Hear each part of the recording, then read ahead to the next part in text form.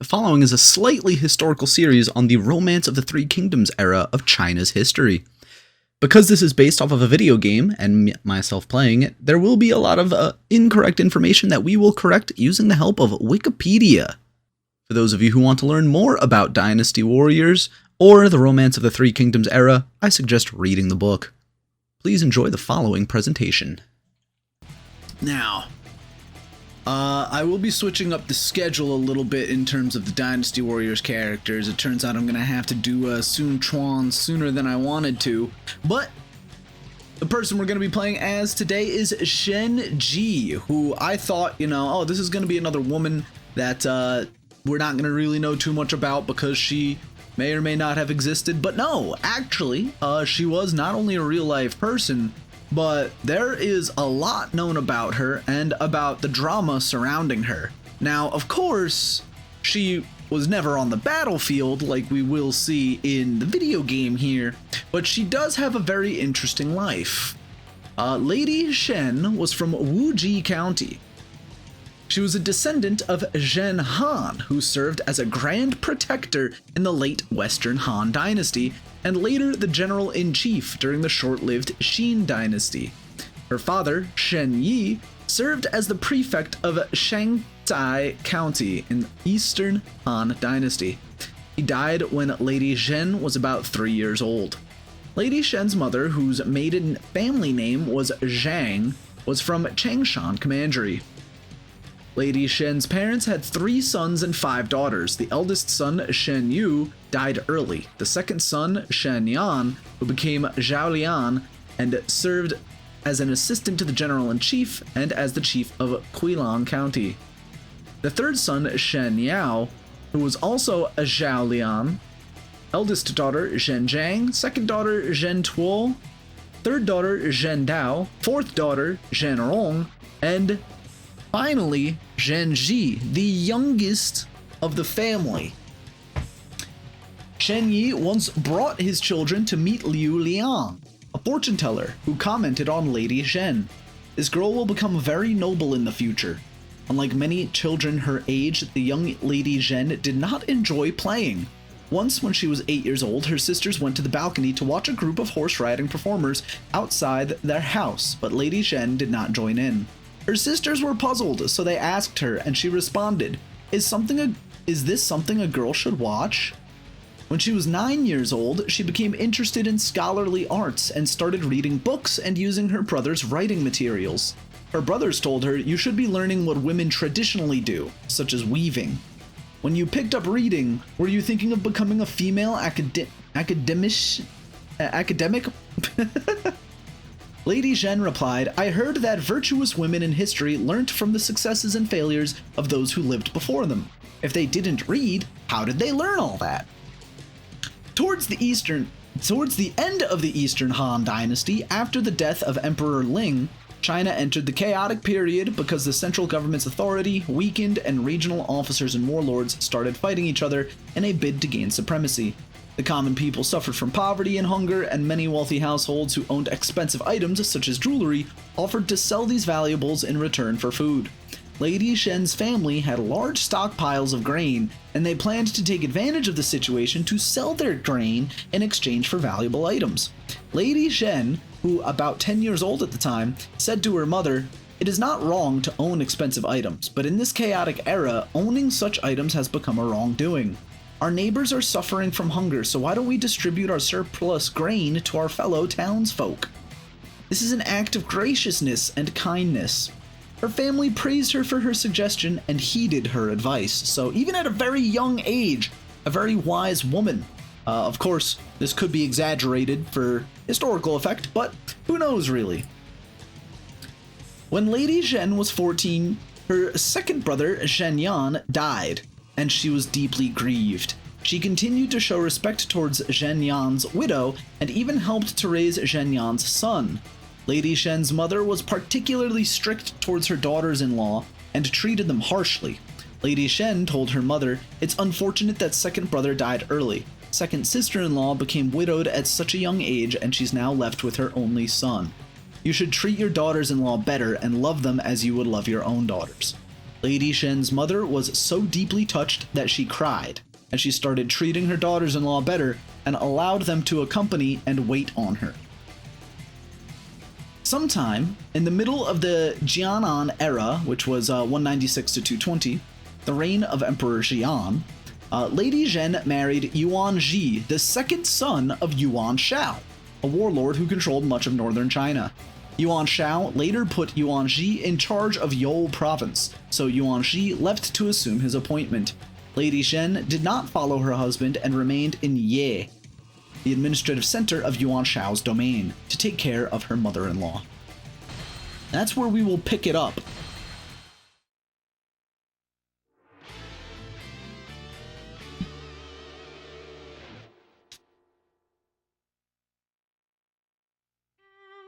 I am Zhenji, wife of Yuan Shao's son, Yuan Shi. One day, the world became engulfed in chaos, and my husband left to fight. I was forced to stay home and await his return. However, my days of boredom will soon come to an end. My husband has asked me to accompany him to the next battle. I refuse to let my husband have all the fun in this marriage. I shall do my best at the Battle of Guan Yu and show the world exactly what I am capable of.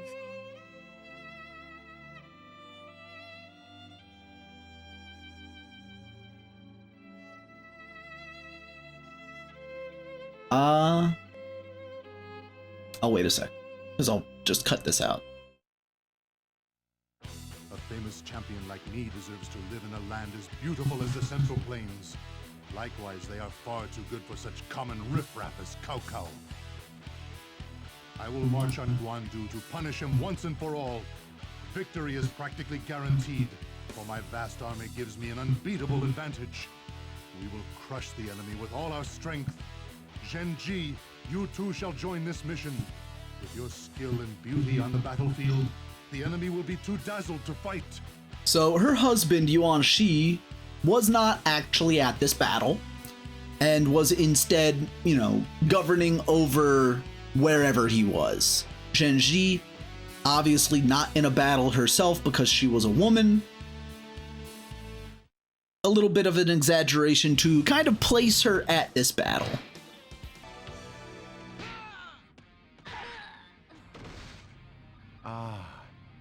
Such a beautiful flower to be found on the battlefield. Come with me. Who are you? I won't forgive such rude words. You can't forgive me? Well, that's more your problem than it is mine. You have a decision to make.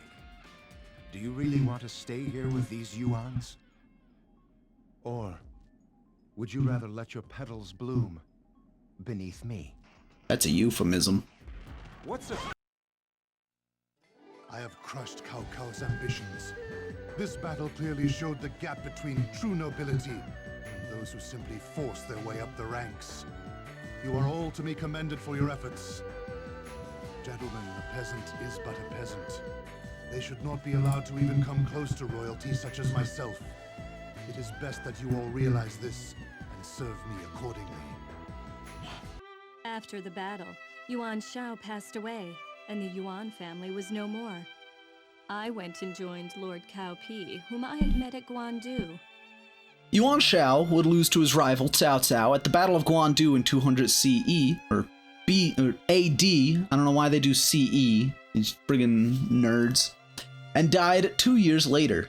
After his death, his sons Yuan Tan and Yuan Shang became embroiled in internecine struggles, I've never seen that word before, over their father's vast domain. When the Yuan brothers were exhausted from their wars against each other, Cao Cao attacked and defeated them, swiftly conquering the territories that used to be controlled by the Yuans. In September or October of 204, Cao Cao defeated Yuan Shang at the Battle of Ye, and his forces occupied the city. Cao Cao's son, Cao Pi, entered Yuan Shao's residence and met Lady Liu, who was Yuan Shao's widow, and Lady Zhen. Lady Zhen was so terrified that she buried her face. Oh yeah, I love anime. Thank you for the follow. Anyway, Lady Shen was so terrified that she buried her face in her mother-in-law's lap. Cao Pi said, "What's going on, Madame Liu? Ask that lady to lift up her head." Cao Pi was very impressed and entranced by Lady Shen's beauty when he saw her. His father allowed him to marry her later. Yuan Shi was still alive at the time. Yuan Shang came to join him after his defeat by Cao Cao. When Kong Rong heard of the marriage between Lady Shen and Cao Pi, he wrote Cao Cao a letter falsifying a parallel in ancient history, claiming King Wu of Zhou arranged marriages between his brother, the Duke of Zhou, and the beautiful consort Daji, lately the favorite of the defeated king Di Jin, and legendarily blamed for the downfall of the Shang dynasty. Thinking that Kong Rong was citing a classic text to praise him, Cao Cao asked about the source, but Kong merely said, "I saw what happened in our day and thought it must have been so." In 207, Cao Cao defeated Yuan Shi, Yuan Shang, and their Wuhuan allies at the Battle of the White Wolf Mountain, after which they fled to Liaodong to join the warlord Gongsun Kang. Gongsun Kang feared that they would become a threat to him, so he lured them into a trap, executed them, and sent their heads to Cao Cao. I have finally found a man worthy of my love. With his cool composure and piercing eyes, I found Lord Cao Pi to be my perfect match. In the near future, Wei will experience the greatest leader in all of its history, and I keep seeing myself standing by his side.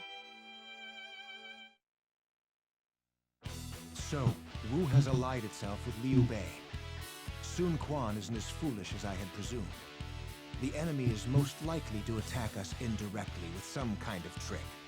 Father is pleased about his navy, but he's beginning to lose his attentiveness to detail. We must make up for his faults and lead our armies to victory. Zhenji, the last time I listened to your melodies was at Guan Yu. It's nice to hear them again here at Chibi. So as Cao Pi's wife, Lady Shen then bore Cao Pi a son and a daughter. Their son, Cao Rui, would later become the second emperor of the state of Cao Wei, and their daughter, whose personal name was not recorded in history, was referred to as Princess Dongjiang, Princess of the East District, in historical records. Lady Shen remained humble even though Cao Pi deeply fancied her. She provided encouragement to Cao Pi's other wives, who were also adored by him, and comforted those whom he less favored. She also often urged Cao Pi to take more concubines so that he would have more descendants, citing the example of the mythical Yellow Emperor. Cao Pi was very pleased. Once Cao Pi wanted to send Lady Ren, one of his concubines who fell out of favor with him, back to her family, which meant he was divorcing her. When Lady Shen heard about it, she told her husband, "Lady Ren comes from a reputable clan. I can't match her in terms of moral character and looks. Why do you want to send her away?" Cao Pi replied, "She is unruly, impulsive, and disobedient. She has made me angry many times before. I am sending her away." Lady Shen wept and pleaded with her husband. "Everyone knows that you love and adore me, and they'll think that you're sending Lady Ren away because of me. I fear that I'll be ridiculed and accused of abusing your favor towards me. Please consider your decision again carefully." Cao Pi ignored her and sent Lady Ren away. In 211, I forget, is the Battle of Tong Pass before or after Chibi? Let me look that up real quick. That was 208. So the Battle of Chibi happens, and then I have another excerpt.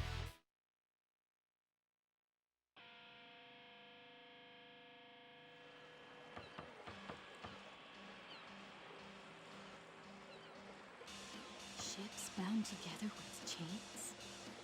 This doesn't feel right. Has something happened to my lord? My lord, I will soon be at your side. What's up, troll fan? Forward! They were merely an alliance of two weaker powers. Thus, they stood no chance before the might of our forces. It must be devastating for them to have lost a naval battle, something they take so much pride in. However, Liu Bei and Sun Quan are not finished yet. They will surely conspire to try and attack us again. We must be prepared for anything. Obviously, they lose this battle, but historical accuracy be damned. After the Battle of Chibi, the land was divided into 3 kingdoms between us, Liu Bei and Sun Quan. Soon after, my father-in-law passed away. So we're skipping a little far ahead into the timeline here. In 211, Cao Cao embarked on a campaign to attack a coalition of northwestern warlords led by Ma Chao, leading to the Battle of Tong Pass.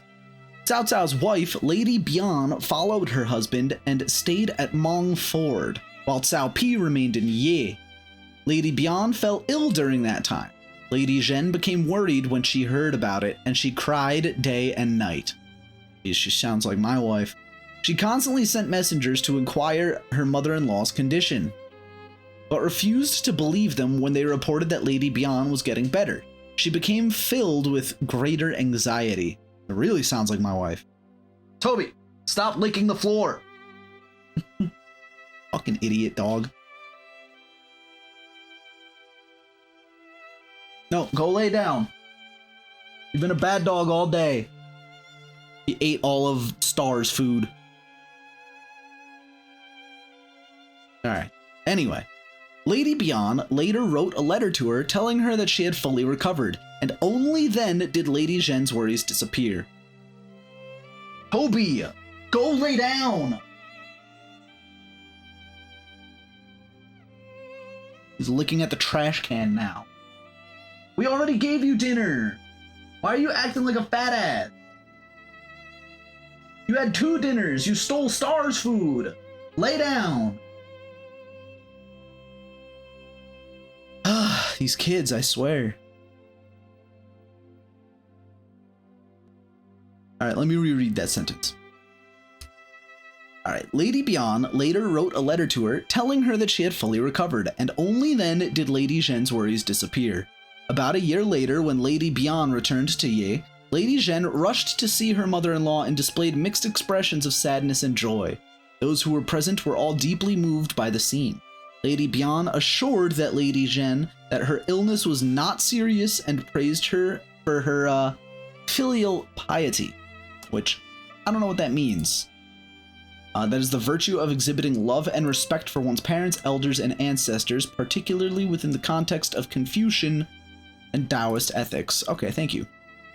In 216, Cao Cao would launch another campaign to attack the southeastern warlord Sun Quan, leading to the Battle of Ruzhu in 217. Lady Bian, Cao Pi, Cao Rui, and Princess Dongjiang all followed Cao Cao on the campaign. But Lady Zhen remained in Ye because she was sick.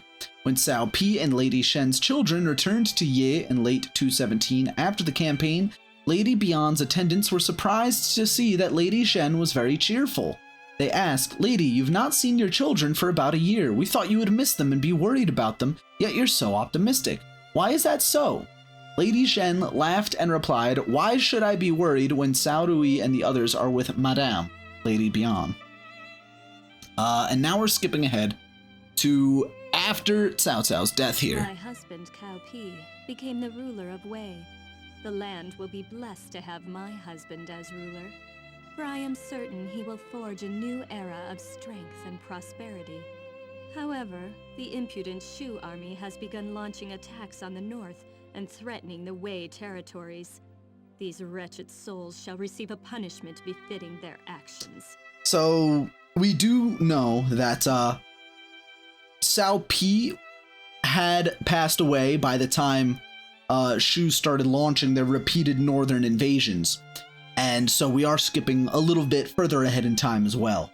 After Cao Cao died in March 220, his vassal king title, the King of Wei, was inherited by Cao Pi. Cao Pi then forced Emperor Jian to abdicate in his favor, effectively ending the Han dynasty.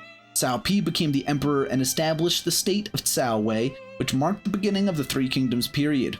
The dethroned Emperor Jian was reduced to the status of Duke of Shenyang. The former emperor presented his 2 daughters to Cao Pi to be his concubines.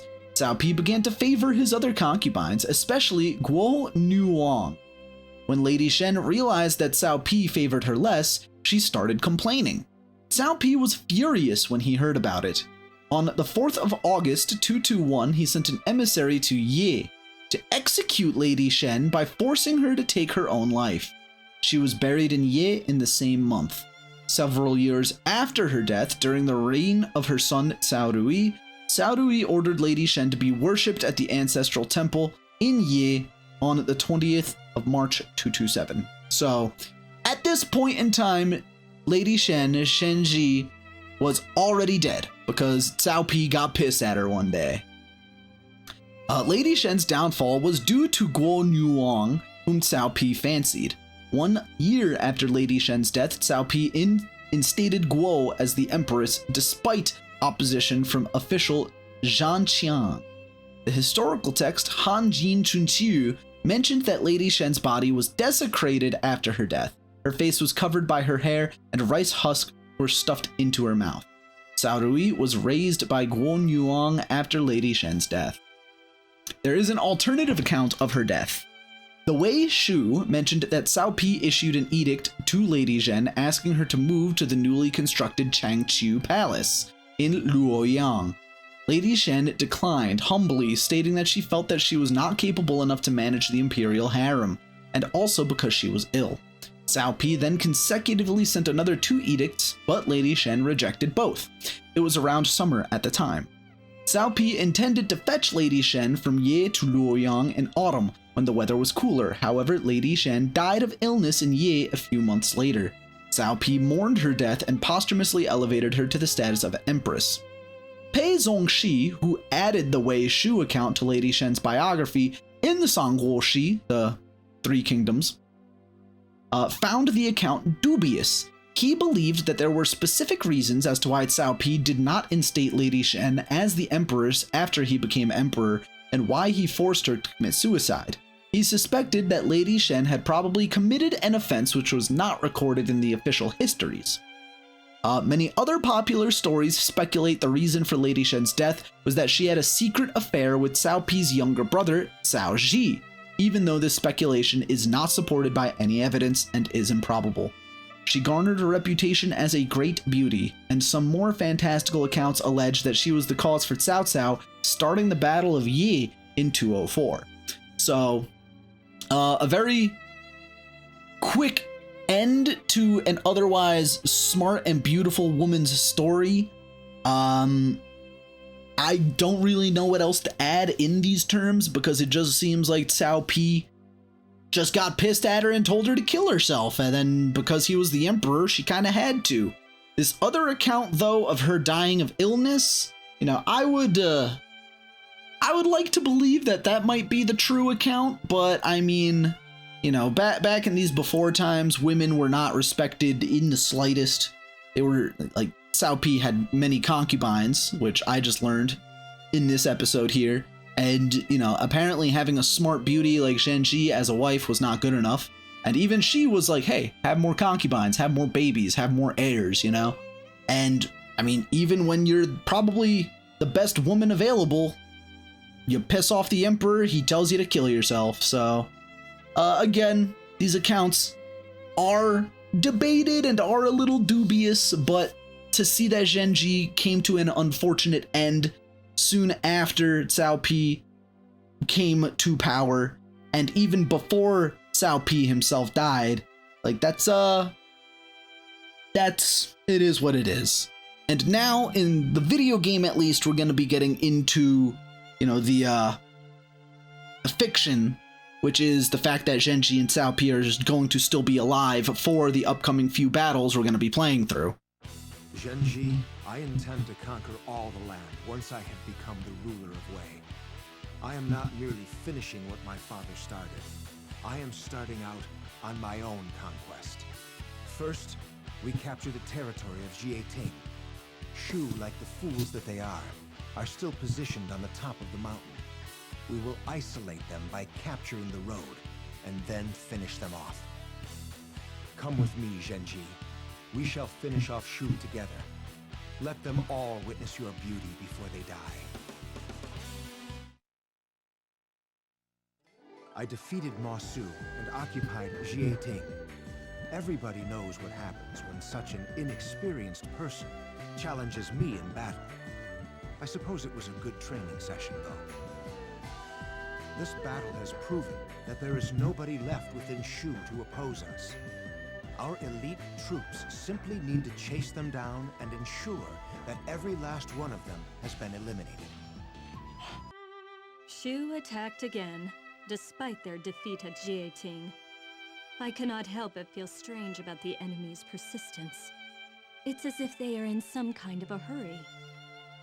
From what I have gathered, Zhuge Liang's life may be nearing its end. That would explain why they are so desperate to attack us. Although his efforts are admirable, they're all pointless in the end. Let me be the one who sends him on to the afterlife. The rumors about Zhuge Liang's imminent death may be true. This explains why the enemy seemed hurried at the Wuzhang Plains. Without Zhuge Liang, Shu is as good as dead. That idiot Liu Chan will lead Shu to their demise eventually. I am merely helping them on their way. Zhenji, do not worry about the enemy. They will eventually destroy themselves. Defend and wait for the moment to strike. May the two of us bring this era to its long-awaited end. So, by this point in time, the Battle of Wuzhang Plains, Cao Pi is dead. Like, Cao Pi, Zhenji, both of them are very much dead at this point. And it is Sima Yi acting as kind of a regent that takes control. They just keep coming, rambling on about virtue. I can't put up with this much longer. Yes, but it won't last. Soon Zhuge Liang will perish, and Shu will fall. And when they do, the land is ours, and the chaos will finally come to an end. Everyone, you must not lose hope. In this battle, victory will be ours.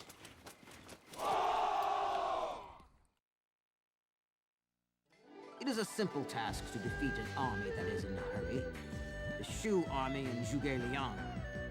It was the fate of their two stars to fall on the fields of the Wuzhang Plains. And now, the fate of Wu and the Sun family lies within the hands of Wei as well. There is nothing left that we need fear. We simply need to make the necessary preparations and finish them off at our leisure. Shu was finally destroyed at the Wuzhang Plains. Now, only Wu stands in the way of our path to dominance over the land. We have already lost many a proud warrior in this time of chaos. In the end, it will be Wei, not Wu, that emerges as the victor. The ruler of all the land shall be decided here at Hefei. My dear husband, I shall win this victory for you and for all our kingdom. It appears some pirates from Jiangdong showed up during our battle against Shu. Very well. Let them rush to their deaths. However, we must be prepared for their attack. Wu is full of fierce warriors. If they think of this as their last battle, then we must be just as fierce when engaging them. Zhenji, we will defend the castle. Commence the attack when you feel the moment is right. After the battle, we will witness the birth of a new era, which I have created. That's not true, you're dead. What? Whose fleet is that? Wu! Wu is attacking! They'll be here any minute!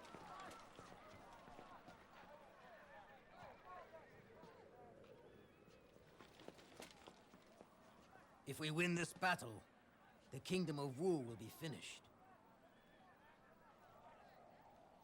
You will have realized your father's ambitions for the land. Not quite. His ambitions mean nothing to me. I fight only for myself. And nobody else. This land is mine. I should have expected this from Wu. to cause this much trouble for our army. This truly was a fitting battle with which to sound the end of the Three Kingdoms era. With Shu and Wu both gone, there are none left to oppose Wei's ownership of the land. I think I might actually kind of miss them. Perhaps it is nothing. It was during the final days of the year 200 AD when the Han Dynasty saw its end. Its demise ushered in a new era of chaos, brought on by several regional lords vying to rule China.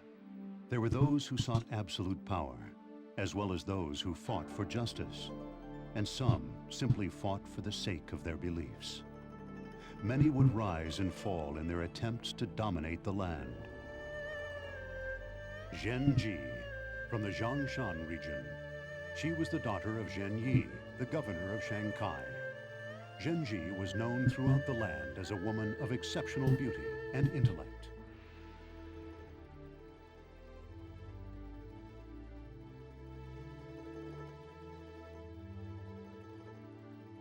In his efforts to increase his territory in the north, Yuan Shao married his second son, Yuan Shi, to Zhenji. After joining the prestigious Yuan family, Zhenji grew to become an even more glamorous beauty.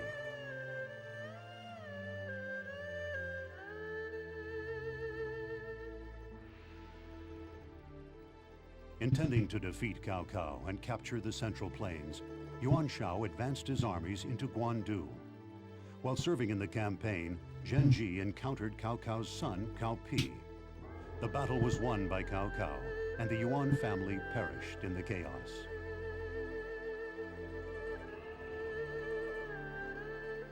Cao Pi, enamored by Zhenji's beauty, immediately made her his wife. Zhenji, also drawn to Cao Pi, decided to dedicate her life to realizing her husband's dreams.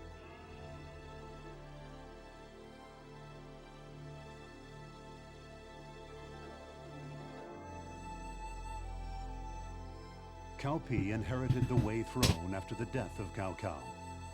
As ruler of Wei, Cao Pi showed even greater ability than his father and pushed forward with his conquests. After defeating Shu at the Wujiang Plains and Wu at Hefei, no one remained to oppose him.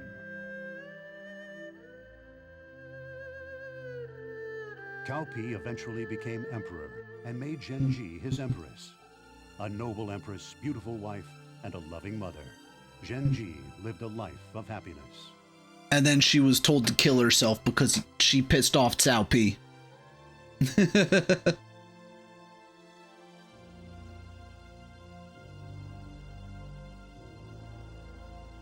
These tales, long forgotten in the flows of time, are about the legends of which no one can recall.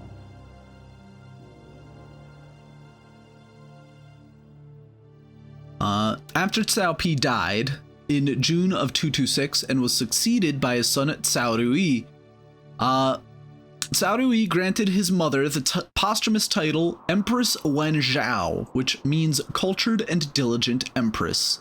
Lady Zhen's family and relatives also received noble titles. Ji Zhuoqi's historical text, the Hanjin Qiqiu, or Chunqiu, mentioned that Cao Rui had all along been aware of his mother's fate, and he was angry and sad about it. After he became emperor, his stepmother, Guan Yu became the empress dowager. When he asked her about how his mother died, Guo replied, "The late emperor was the one who ordered her death, so why are you asking me? You're your father's son, so you can blame your dead father.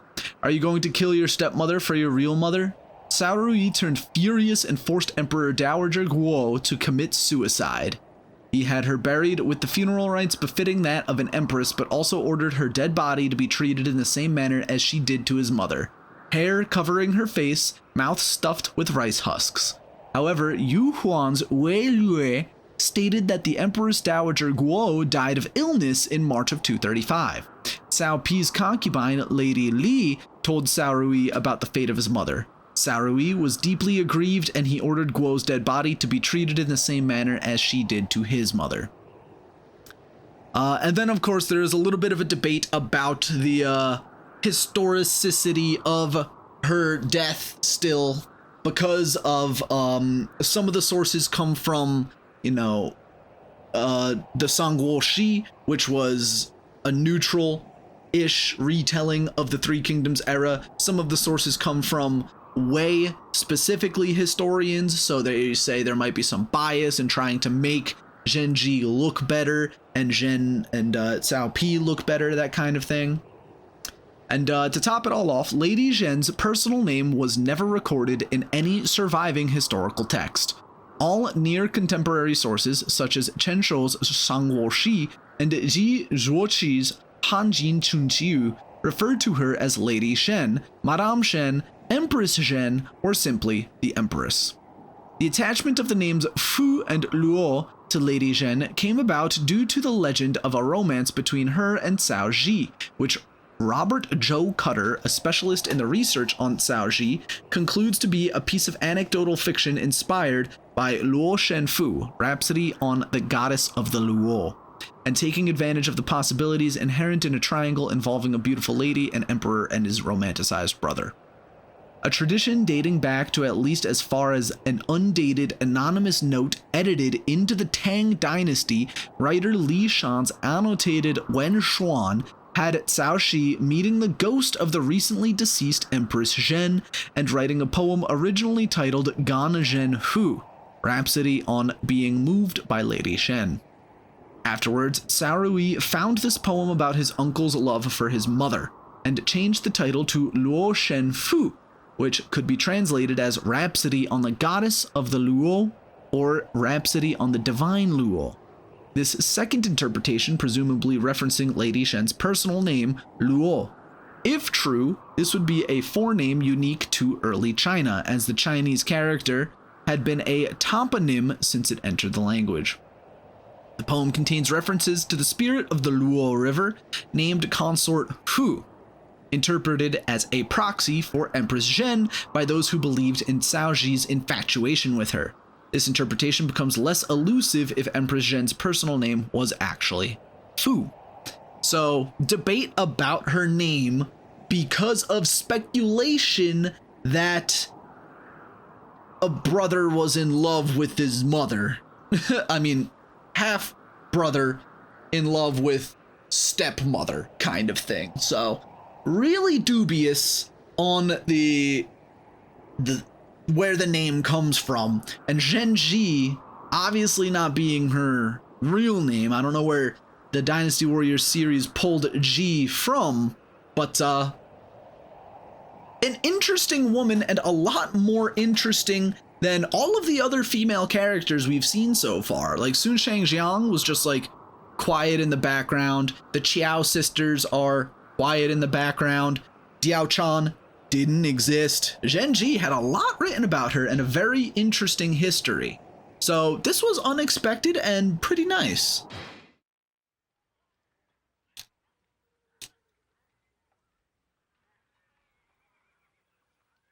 My dear, this entire land, everything I have achieved has been done for you. What sweet words you speak. It's not like you.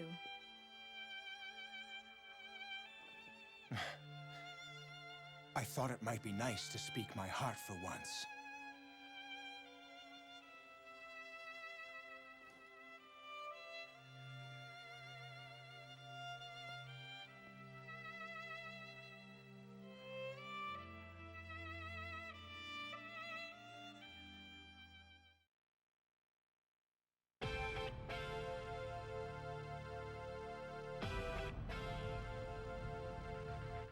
That'll bring us to our next character that we're going to be covering, Pang Tong.